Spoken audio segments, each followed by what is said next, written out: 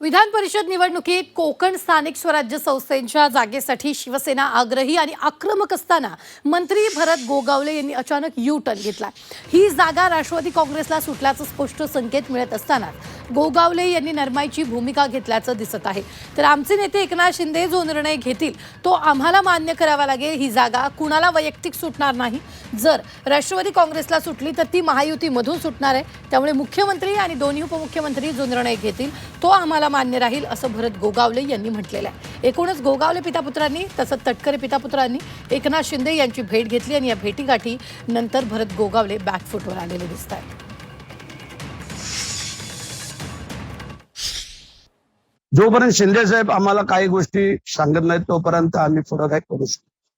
शेवटी नेत्यांच्या शब्दाचं पालन करणं हे आमचं कर्तव्य आहे आणि नेते करतील ते पक्ष हितासाठी आणि आमच्यासाठी योग्य असेल तेच करतील। त्यामुळे त्यांच्याला जर ती जागा सुटली तर ती महायुतीच्या माध्यमातून सुटेल।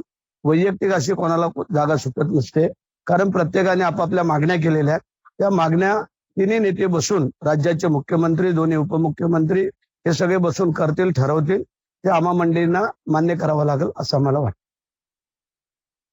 आणि इंडिया म्हणून निर्णय ज्यावेळेला होतो त्याच्यासाठी सर्वजण काम करतात। त्याच्यामुळे त्याच्यात मला काय वेगळं आहे असं वाटत नाही।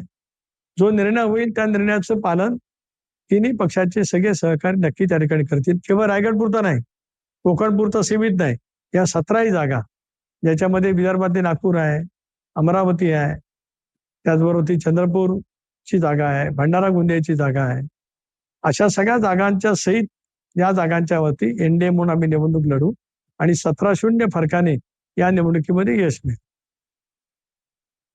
नाही बघा, शेवटी पालकमंत्री पदाचा तिढा तुमच्या दृष्टिकोनात नव्हता, परंतु आम्ही सुरुवातीपासून जेव्हा शपथविधी झाला त्याच दिवसापासून आम्ही पालकमंत्री म्हणून आमच्या भरतशेठ गोगावले यांच्याकडेच बघत होतो आणि रायगडच्या माध्यमातून त्या पद्धतीचं त्यांचं काम होतं। आणि पालकमंत्री पदाचा तिढा बघा, आता शेवटी महायुती आहे, महायुतीमध्ये कधी 2 पावलं पुढे तर 2 पावले मागे जायचं गरज असते आणि त्या माध्यमातून एकनाथ शिंदे साहेबांनी जी भूमिका घेतली महायुतीच्या दोन्ही नेत्यांबरोबर बसून, ती निर्णय जो आहे तो आम्हाला सगळ्यांना मान्य आहे।